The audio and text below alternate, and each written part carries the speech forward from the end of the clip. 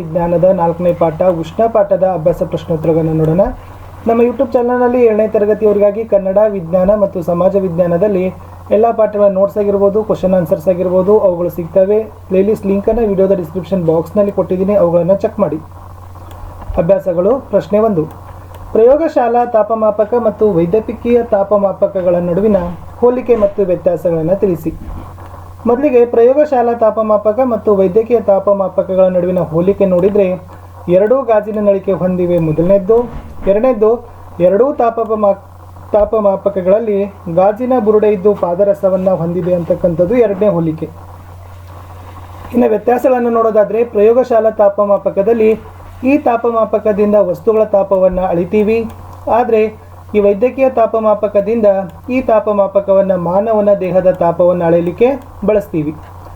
ಇದರ ತಾಪದ ವ್ಯಾಪ್ತಿ -10 degree ಸೆಲ್ಸಿಯಸ್ನಿಂದ 110 degree Celsius, ಇದರ ವ್ಯಾಪ್ತಿ 35 ಡಿಗ್ರಿ ಸೆಲ್ಸಿಯಸ್ನಿಂದ 42 ಡಿಗ್ರಿ ಸೆಲ್ಸಿಯಸ್. ಮುಂದಿನ ಪ್ರಶ್ನೆ, ಉಷ್ಣವಾಹಕಗಳು ಮತ್ತು ಅವಾಹಕಗಳಿಗೆ ತಲಾ 2 ಉದಾಹರಣೆ ನೀಡಿ. ಉಷ್ಣವಾಹಕಗಳು ಕಬ್ಬಿಣ ಮತ್ತು ತಾಮ್ರ, ಅವಾಹಕಗಳು ಪ್ಲಾಸ್ಟಿಕ್ ಮತ್ತು ಮರ. ಬಿಟ್ಟ ಸ್ಥಳ ತುಂಬಬೇಕು. ವಸ್ತುವಿನ ಉಷ್ಣತೆಯ ಮಟ್ಟವನ್ನು ನಿರ್ಧರಿಸುವುದು ಅದರ ಡ್ಯಾಶ್ ಅಂತ ಇದೆ, ಉತ್ತರ ತಾಪ. ಎರಡನೇ ಪ್ರಶ್ನೆ, ಕುದಿಯುವ ನೀರಿನ ತಾಪವನ್ನು ಡ್ಯಾಶ್ ತಾಪಮಾಪಕದಿಂದ ಅಳೆಯಲು ಸಾಧ್ಯವಿಲ್ಲ, ಉತ್ತರ ವೈದ್ಯಕೀಯ. ತಾಪವನ್ನು ಡಿಗ್ರಿ ಡ್ಯಾಶ್ನಿಂದ ಅಳಿತೀವಿ, ಉತ್ತರ ಸೆಲ್ಸಿಯಸ್. ಉಷ್ಣ ಪ್ರಸಾರವಾಗಲು ಯಾವುದೇ ಮಾಧ್ಯಮದ ಅಗತ್ಯವಿಲ್ಲದ ವಿಧಾನ ಡ್ಯಾಶ್, ಉತ್ತರ ವಿಕಿರಣ. ಬಿಸಿ ಹಾಲಿನ ಲೋಟದಲ್ಲಿ ಅದ್ದಿದ ಒಂದು ತಣ್ಣನೆಯ ಸ್ಟೀಲ್ ಚಮಚ ತನ್ನ ಇನ್ನೊಂದು ತುದಿಗೆ ಉಷ್ಣ ಪ್ರಸಾರ ಮಾಡುವ ವಿಧಾನ ಡ್ಯಾಶ್ ಇದೆ, ಉತ್ತರ ವಹನ. ತಿಳಿಯಾದ ಬಣ್ಣದ ಬಟ್ಟೆಗಳಿಗಿಂತ ಹೆಚ್ಚು ಉಷ್ಣವನ್ನು ಹೀರುವ ಬಟ್ಟೆಗಳು ಡ್ಯಾಶ್ ಬಣ್ಣದ್ದಾಗಿರುತ್ತವೆ, ಉತ್ತರ ದಟ್ಟವಾದ. ಹೊಂದಿಸಿ ಬರೆದಿದ್ದೀವಿ. ನೆಲಗಾಳಿ ಬೀಸುವ ಕಾಲ ರಾತ್ರಿ, ಕಡಲ್ಗಾಳಿ ಬೀಸುವ ಕಾಲ ಹಗಲು, ದಟ್ಟವಾದ ಬಣ್ಣದ ಬಟ್ಟೆಗಳನ್ನು ತೊಡಲು ಇಚ್ಛಿಸುವ ಕಾಲ ಚಳಿಗಾಲ, ತಿಳಿಯಾದ ಬಣ್ಣದ ಬಟ್ಟೆ ತೊಡಲು ಇಚ್ಛಿಸುವ ಕಾಲ ಬೇಸಿಗೆ ಕಾಲ. ಆಲ್ರೆಡಿ ಉತ್ತರಗಳನ್ನೇ ಇದ್ದಾವೆ. 5ನೇ ಪ್ರಶ್ನೆ, ಚಳಿಗಾಲದಲ್ಲಿ ಒಂದೇ ಪದರದ ದಪ್ಪ ಬಟ್ಟೆಯನ್ನು ಧರಿಸುವುದಕ್ಕಿಂತ ಹಲವು ಪದರಗಳ ಬಟ್ಟೆ ಧರಿಸುವುದು ನಮ್ಮನ್ನು ಬೆಚ್ಚಗೆ ಇಡುತ್ತದೆ, ಏಕೆ ಚರ್ಚಿಸಿ. ಉತ್ತರ, ಚಳಿಗಾಲದಲ್ಲಿ ಒಂದೇ ಪದರದ ದಪ್ಪ ಬಟ್ಟೆಯನ್ನು ಧರಿಸುವುದಕ್ಕಿಂತ ಹಲವು ಪದರಗಳ ಬಟ್ಟೆ ಧರಿಸುವುದರಿಂದ ಪದರಗಳ ನಡುವೆ ಹಿಡಿದಿಡಲ್ಪಟ್ಟ ಗಾಳಿಯು ನಮ್ಮ ದೇಹದಿಂದ ಸುತ್ತಮುತ್ತಲಿನ ಪ್ರದೇಶಕ್ಕೆ ಉಷ್ಣದ ವರ್ಗಾವಣೆಯನ್ನು ತಡೀತದೆ. ಇದರಿಂದ ನಮಗೆ ಬೆಚ್ಚನೆಯ ಅನುಭವ ಆಗುತ್ತದೆ. ಇಲ್ಲಿ ಕೊಟ್ಟಿರೋ ಚಿತ್ರ ನೋಡಿ, ವಹನ, ಸಂವಹನ ಮತ್ತು ವಿಕಿರಣದಿಂದ ಎಲ್ಲೆಲ್ಲಿ ಉಷ್ಣ ಪ್ರಸಾರವಾಗುತ್ತಿದೆ ಅಂತ ಗುರುತು ಮಾಡಿ ಅಂತ ಇದೆ. ಸೊ ಇಷ್ಟು ಏನು ಮಾಡಿದ್ದಾರೆ, ಚಿತ್ರ ಕೊಟ್ಟಿದ್ದಾರೆ. ಸೊ ನೆನಪಿಟ್ಕೊಡ್ರಿ, ಈ ಮೇಲೆ ಇರ್ತಕ್ಕಂಥದ್ದು ಏನಪ್ಪ ಅಂದರೆ ಸಂವಹನ ಅಂತಕ್ಕಂಥದ್ದು. ಓಕೆ, ನಾವು ಪೂರ್ಣವಾಗಿ ಸಂವಹನ ಅಂತ ಬರೀರಿ. ಪಾತ್ರೆ ಇದೆಯಲ್ಲ ಅದು ವಹನ ಅಂತ ಕರಿತೀವಿ. ಓಕೆ, ವಹನ.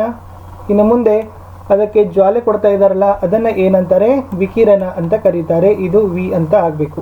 ಓಕೆ, ಸಂವಹನ, ವಹನ, ವಿಕಿರಣ, ಇಷ್ಟು ನೀವು ಗುರುತುಗಳನ್ನು ಮಾಡಿದರೆ ಅಂಕ ಕೊಡ್ತಿದ್ರು.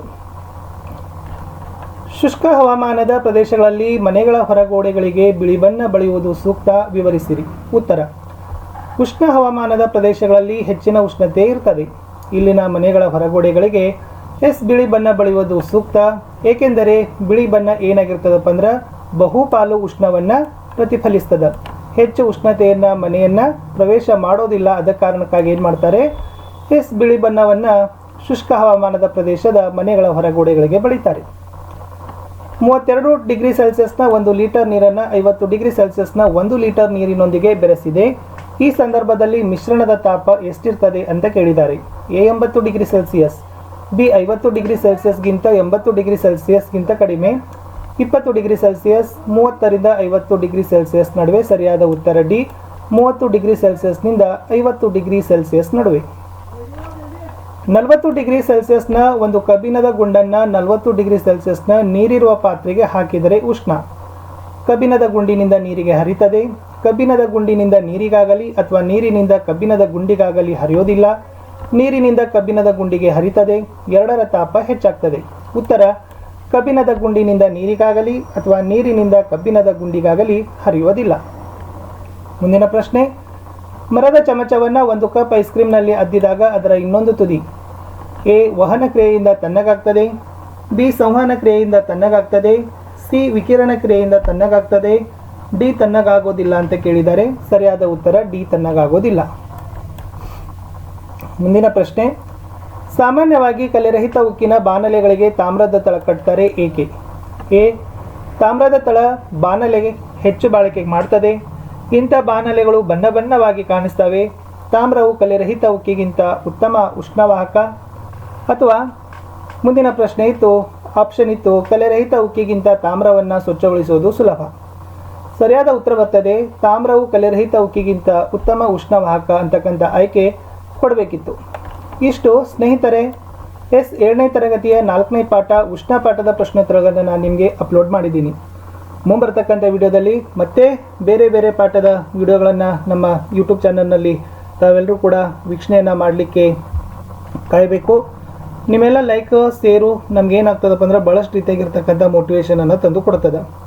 ಸೊ ಮತ್ತು ಕಮೆಂಟ್ ಬಾಕ್ಸ್ನಲ್ಲಿ ನಿಮಗೆ ಯಾವ ವಿಡಿಯೋ ಬಹಳ ಬೇಗನೆ ಬೇಕು ಅನ್ನೋದನ್ನು ಕೊಟ್ಟಿದ್ರೆ ಸೊ ಖಂಡಿತವಾಗಿ ನಾವು ಮುಂಬರ್ತಕ್ಕಂಥ ದಿನಗಳಲ್ಲಿ ಆ ವಿಡಿಯೋವನ್ನು ಬೇಗನೆ ನಾವೇನು ಮಾಡ್ತೀವಿ ತರ್ತೀವಿ. 7ನೇ ತರಗತಿಯವರೆಗೆ ನಾವು ಕನ್ನಡದಲ್ಲಿ ಗದ್ಯ ಪದ್ಯ ವ್ಯಾಕರಣಗಳನ್ನು ಅಪ್ಲೋಡ್ ಮಾಡ್ತಾ ಇದ್ದೀವಿ. ಸಮಾಜ ವಿಜ್ಞಾನದಲ್ಲಿ ಮೊದಲ ಭಾಗ ಮತ್ತು 2ನೇ ಭಾಗದಲ್ಲಿನೂ ಕೂಡ ವಿಡಿಯೋಗಳನ್ನು ಅಪ್ಲೋಡ್ ಮಾಡ್ತಕ್ಕಂಥ ಕೆಲಸ ಆಗ್ತಾನೇ ಇದೆ. ನಮ್ಮ ಯೂಟ್ಯೂಬ್ ಚಾನಲ್ನಲ್ಲಿ 6ರಿಂದ 12ನೇ ತರಗತಿಯ ವಿದ್ಯಾರ್ಥಿಗಳಿಗೆ ಅನುಕೂಲ ಆಗ್ತಕ್ಕಂಥ ಎಲ್ಲ ಪಾಠಗಳ ನೋಟ್ಸ್, ಕ್ವಶನ್ ಆನ್ಸರ್ಸ್ಗಳು ಎಲ್ಲ ಇದ್ದಾವೆ. ಅವರ FA SA exam question papers ಇದ್ದಾವೆ, ಪಾಸಿಂಗ್ ಪ್ಯಾಕೇಜ್ಗಳಿದ್ದಾವೆ. ಒಟ್ಟಾರೆ ವಿದ್ಯಾರ್ಥಿಗಳಿಗೆ ಉತ್ತಮ ಅಂಕಗಳನ್ನು ದೊರಕಿಸಿಕೊಡಬೇಕು, ಅವರಿಗೆ ಸಮಯದ ಸದುಪಯೋಗ ಆಗಬೇಕು, ಅವರ ವಿಷಯದಲ್ಲಿರ್ತಕ್ಕಂಥ ಕಠಿಣತೆಯನ್ನು ನಿವಾರಿಸಿ ಅವರ ವಿದ್ಯಾಭ್ಯಾಸದಲ್ಲಿ ಸರಳತೆಯನ್ನು ತರ್ತಕ್ಕಂಥದ್ದು ನಮ್ಮ ಚಾನಲ್ನ ಉದ್ದೇಶ. ತಾವೆಲ್ಲರೂ ಕೂಡ ವಿಡಿಯೋಗಳನ್ನು ನೋಡಿದ್ದಕ್ಕೆ ಕೂಡಲೇ ಹೆಚ್ಚು ವಿದ್ಯಾರ್ಥಿಗಳಿಗೆ ವಿಡಿಯೋಗಳನ್ನು ಶೇರ್ ಮಾಡಿ ಅಂತ ಹೇಳ್ತಾ, ನಿಮ್ಮ ಒಂದು ಲೈಕ್, ನಿಮ್ಮ ಒಂದು ಶೇರ್ ನನಗೆ ಭಾಳಷ್ಟು ಮೋಟಿವೇಶನನ್ನು ತಂದು ಕೊಡ್ತದೆ. ಸೊ ಇದೇ ತನಾಗಿರ್ತಕ್ಕಂಥ ಸಪೋರ್ಟ್ ನಮ್ಮ ಜೊತೆ ಎಲ್ಲ ಇರಬೇಕು ಅಂತ ಹೇಳ್ತಾ, ಸೊ ನಮ್ಮದೇ ಒಂದು ಫೇಸ್ಬುಕ್ ಪೇಜ್ ಅದ ಸ್ಟಡಿ ವಿತ್ ಪರಶುರಾಮ್ ಅಂತ, ಲಿಂಕ್ ವಿಡಿಯೋದ ಡಿಸ್ಕ್ರಿಪ್ಷನ್ ಬಾಕ್ಸ್ನಲ್ಲಿ ಹಾಕಿದ್ದೀರಿ. ಅದಕ್ಕೂ ಕೂಡ ತಾವೆಲ್ಲರೂ ಕೂಡ ಫಾಲೋ ಆಗಿ. ಅಷ್ಟೇ ಅಲ್ಲದೆ ನಮ್ಮದೇ ಆಗಿರ್ತಕ್ಕಂಥ ಒಂದು ಇನ್ಸ್ಟಾ ID ಅದ ಸ್ಟಡಿ ವಿತ್ ಪರಶುರಾಮ್ ಅಂತ, ಲಿಂಕು ಕೂಡ ವಿಡಿಯೋದ ಡಿಸ್ಕ್ರಿಪ್ಷನ್ ಬಾಕ್ಸ್ನಲ್ಲಿ ಹಾಕಿದ್ದೀನಿ. ಅದಕ್ಕೂ ಕೂಡ ತಾವೆಲ್ಲರೂ ಕೂಡ ಬಂದು ಜಾಯ್ನ್ ಆಗಿ. ವೆರಿ ಇಂಪಾರ್ಟೆಂಟ್ ಅಂದರೆ ಸ್ನೇಹಿತರೆ, ನಮ್ಮದೇ ಒಂದು ಟೆಲಿಗ್ರಾಮ್ ಗ್ರೂಪ್ನ ಲಿಂಕನ್ನು ಸಹಿತ ನಾನು ವಿಡಿಯೋದ ಡಿಸ್ಕ್ರಿಪ್ಷನ್ ಬಾಕ್ಸ್ನಲ್ಲಿ ಪೋಸ್ಟ್ ಮಾಡಿದ್ದೀನಿ. ಅಲ್ಲಿ ತಾವೆಲ್ಲರೂ ಕೂಡ ಬಂದು ಜಾಯ್ನ್ ಆಗೋದ್ರಿಂದ ನಿಮಗೆ ಭಾಳಷ್ಟು ರೀತಿಯಾಗಿರ್ತಕ್ಕಂಥ ಅನುಕೂಲವಾಗ್ತಕ್ಕಂಥ ವಿಡಿಯೋಗಳನ್ನು ಸಿಗ್ತವೆ, PDF ಸಿಗ್ತವೆ, ಓಕೆ, ಕೋಟ್ಸ್ಗಳು ಸಿಗ್ತವೆ, ಮೋಟಿವೇಶನ್ ಥಾಟ್ಸ್ಗಳನ್ನು ಎಲ್ಲವನ್ನು ಕೂಡ ನಾವು ನಿಮಗೆ ಲಭ್ಯವನ್ನು ಮಾಡ್ತೀವಿ. ಸೊ ಇಷ್ಟು ಹೇಳ್ತಾ ಈ ವಿಡಿಯೋವನ್ನು ಮುಗಿಸ್ತೀನಿ. ಮತ್ತೊಂದು ಸಾರಿ ನೆನಪಿಸ್ತೀನಿ, ನಮ್ಮ ಯೂಟ್ಯೂಬ್ ಚಾನಲ್ನಲ್ಲಿ 7ನೇ ತರಗತಿಗೆ ಕನ್ನಡ, ವಿಜ್ಞಾನ, ಸಮಾಜ ವಿಜ್ಞಾನದಲ್ಲಿ ಎಲ್ಲ ಪಾಠಗಳ ನೋಟ್ಸ್, ಕ್ವಶನ್ ಆನ್ಸರ್ಸ್ಗಳಿದ್ದಾವೆ.